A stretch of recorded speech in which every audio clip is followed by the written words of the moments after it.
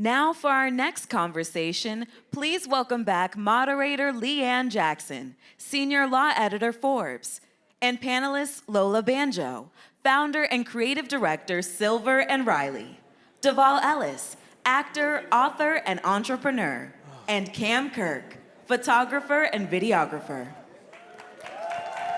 What's up, y'all? Hello, everybody. How y'all doing? Testing, testing. So our conversation, how to leverage $480 billion, a creator's conversation. How can we tap into this market, this digital economy, these social media companies making billions? How do we all get a piece of the pie? I have an excellent panel that can speak to this and give us some tips and advice and tell us how they did it.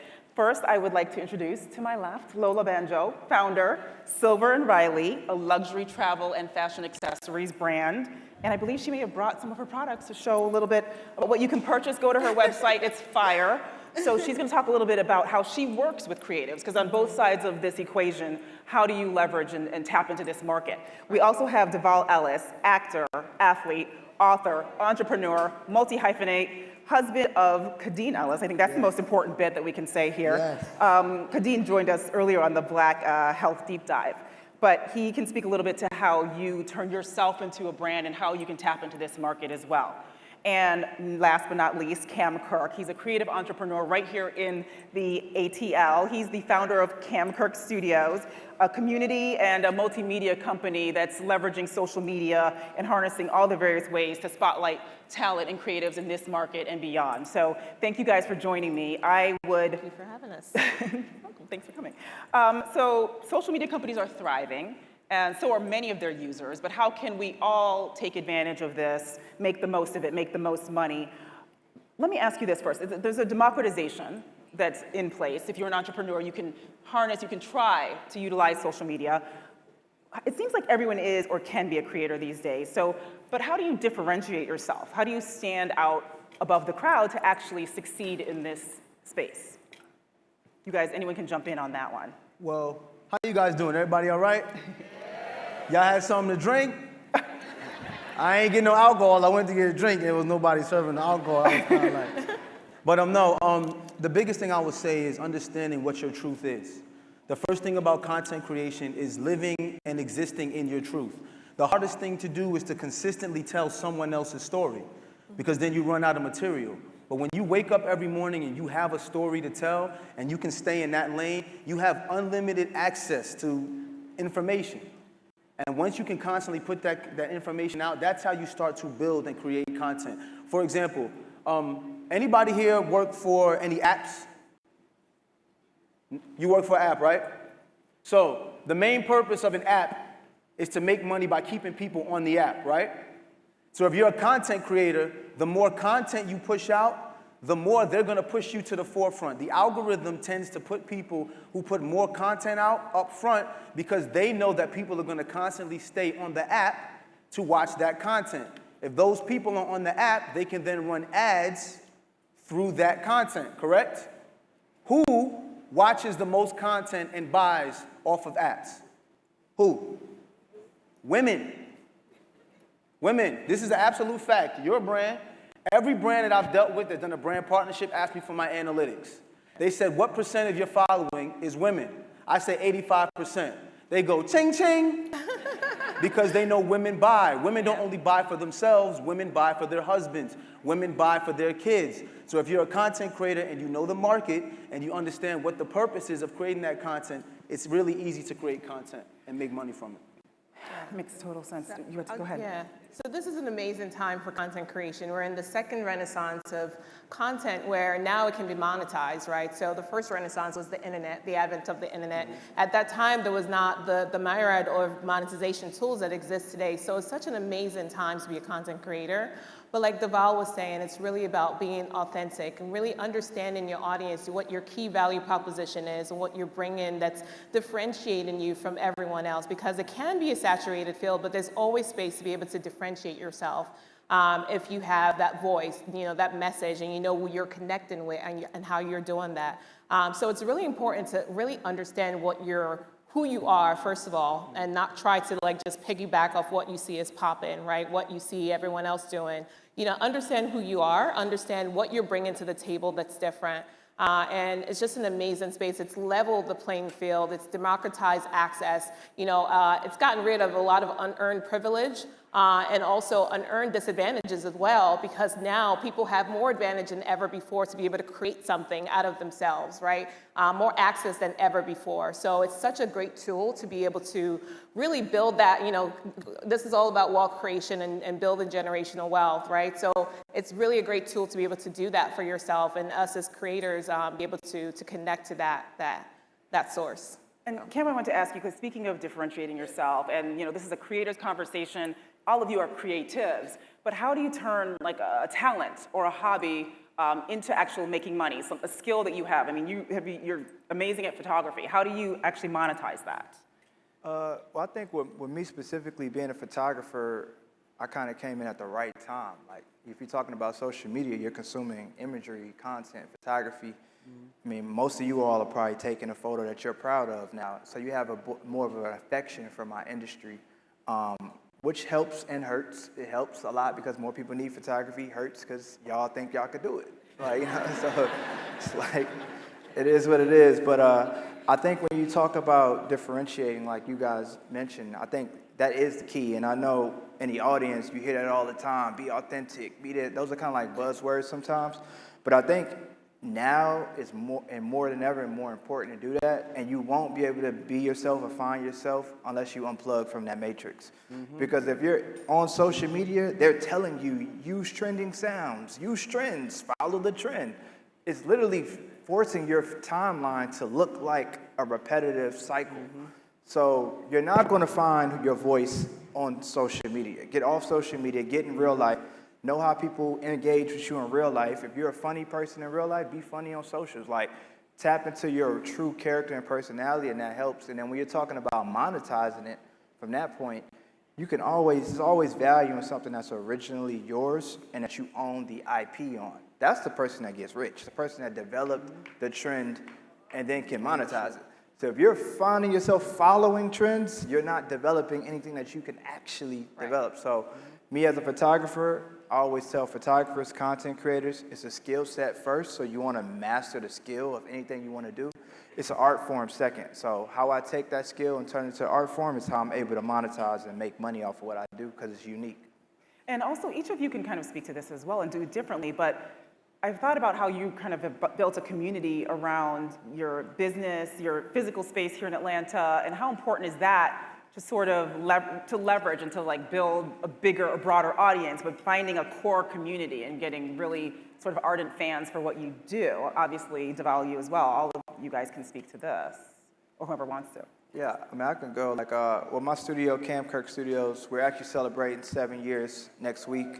Appreciate that. Yes.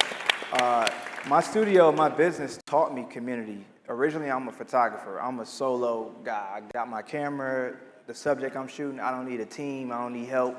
That's kind of how I was approaching it. When I started my business 7 years ago, I met other photographers, I met other creators, and I started to find that we had a lot of common traits, but we also had a lot of common enemies, so to speak, or weaknesses or things that we needed. So I learned community through us just problem solving together. And now we've done over 35,000 appointments at my studio. That really taught me community, because now I'm meeting tens of thousands of content creators and photographers and learning what they like.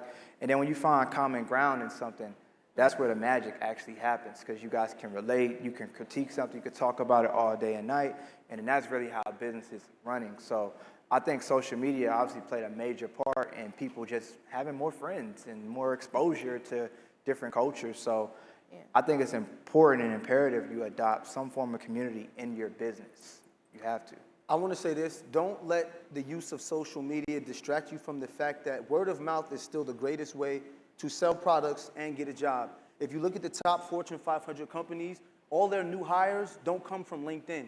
Over 90% of their new hires come from legacies. Those legacies come from where? Community. It's the same thing. Before I was doing TV film, I was a trainer.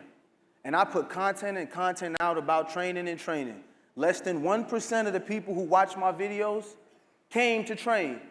But when I trained one person good, they told 5 people. Then those 5 people told 5 people. Then I was able to build my community and also use social media as a different tool. But don't let social media make you think that you have to only develop social media to build your business. If you build your business and you don't have a community, your business will fail. That's a really important point. So some of you, I mean, all of you are content creators in some way or other. Others of you work with content creators. Perhaps you, Lola, would talk a little bit about how the challenges, the positives, potential pitfalls of working with people who you want to show your products, who are actually the content creators, whereas you're actually manufacturing and doing production. Yeah, who in here is a content creator?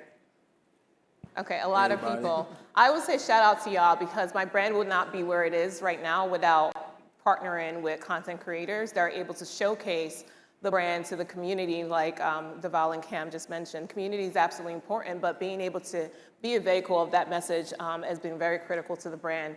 But there are some things that set you aside, you know, as a content creator. So first of all, everyone knows that content creators are getting paid these days. Like, so if you're putting a product out and you really are not passionate about that product, or you're just doing it for a check, people actually can see through that right away, right? So they know. So I think it's always important when you're a content creator and you're looking to work with brands, because you know there's some content creators that just want to create content for themselves. But if you're looking to work with brands, authenticity is always key, but also making sure that you actually connect with that brand and you actually like their products, you like what their message is, you're aligned with their values. Because that's actually how you generate a recurring relationship with the brand. I think sometimes when I see content creators just think from a one-time thing perspective, I think it's a little bit myopic, because if you develop a really great relationship with a brand, and you can have like 2 or 3 or 4 brand partnerships that you have solid relationships with, they'll put you on payroll and you actually are just generating like recurring revenue from that, right? And because you actually really connect with the products, you're authentic, the audience actually sees that authenticity as well. It shines through in everything you're doing. But if you're just like, okay, you know, I gotta give me a check and get out of here, right, kind of thing, you're looking for work every 2 seconds. You're reaching out to brands, because we get so much income in from content creators. I wanna work with you, I wanna work with you.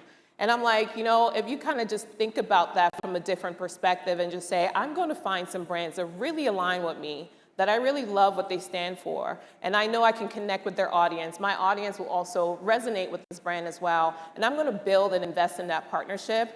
You can just sit there and get money, get paid. I have a couple of creators that we work with on a continuous recurring basis monthly, right, that create content for us. So I think it's just thinking about it differently, and not just thinking about it transactionally, but thinking about a long-term relationship. Everything is relationship driven, right? If you build really good relationships with the brand will absolutely take care of you. So, you know, I think, you know, just thinking more broadly from that perspective will help.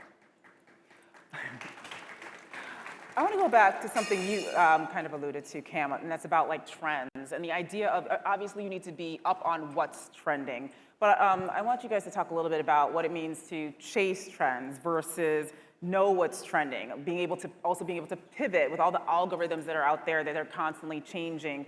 You know, what's the levels to keeping in tune with what's happening, you know, without being too tied to what's trending?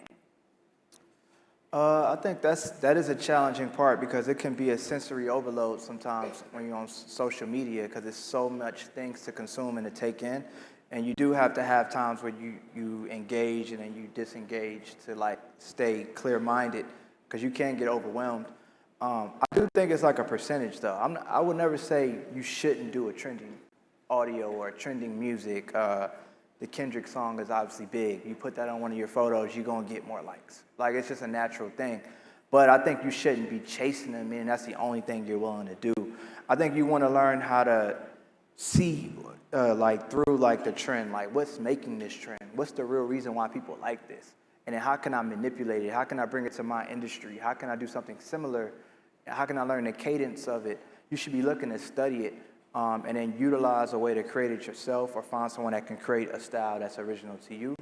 But I do think it's a balance that you gotta have with following or doing what's trending on social, but also come with your own originality on it. Which goes to the idea of being your own brand. I, for one, never chased the trend. But you've been on your own brand, right? Yes, From the I was beginning. purposeful about saying, If everybody's doing that dance, we are not doing that dance. Because sometimes in a world where everyone's so focused on movement, you got to stand still to stand out. Yeah. You know, everybody's doing the same thing. So since everybody's doing that, we're not doing that.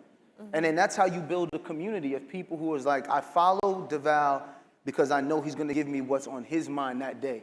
Not, I'm following DeVal because he's just going to recycle what everyone else is doing.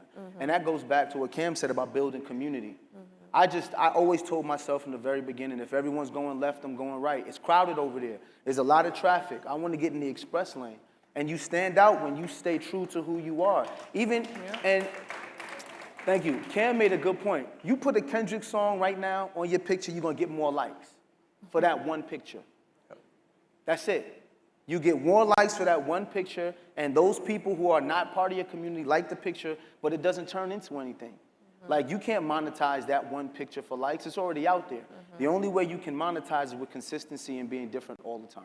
Yeah. Well, DeVal, it's interesting because, you know, it's this, again, I want to talk a little bit also about knowing your audience and knowing your brand and just giving some thoughts on drilling down and figuring out your lane, kind of staying in it, but also, you know, if needed, picking up on the zeitgeist, what's popular, you know, as you're growing, because you've been in the game a long time. Yes. So you've been able to start with a very unique brand style and monetize that. So speak a little bit, all of you guys can talk about like deciding, you know, what is my brand, who am I, how am I going to expand that, leverage that, what lane am I going to choose? Is it multiple lanes, I'm on a highway, or am I just a single lane road? But talk a little bit about that. For me, brand building was about what was most important to me. It was family. It was family, it was finances, it was generational wealth. So it was just showing people every single day, because consistency is key. There was a point when I had 3,000 followers, and I told my wife, I'm gonna post 2 pictures in a video every single day. And for 5 years, I posted 2 pictures in a video every single day, even when I wasn't getting any following, because I knew that once people started following, now I have a catalog of content that they can go back and watch. So for me, it was like, what's important to me? If family's important to me, that's easy for me to get up and create content, right? And sometimes the best content is the content that's not difficult to produce. If I could pick my phone up like this, and my wife got on a bonnet, and I still got on pajama pants, and I can just get a quick 60 seconds, that's real life, because that's what people deal with all the time. People love relatable content. Why? Because it's shareable.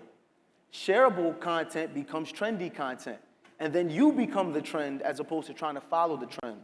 So for me, it was about staying relatable, staying what's true to what's myself, and not overproducing it. Because when it's overproduced, now people look at it like, I could never do that, you know? But anybody can pick up their phone, so they share with their significant other and their friends. So for me, once you pick your brand, pick what's most important to you.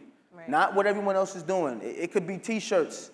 If you love T-shirts, there's millions of people out there in the world who love T-shirts too. And if you create content for them, now you have a community of T-shirt buyers who will buy your T-shirts. I've seen it at every level, from sports to content creation to building businesses. Just do what's true to yourself. And you drilled into something that's really important, the discipline of this, of succeeding in social media.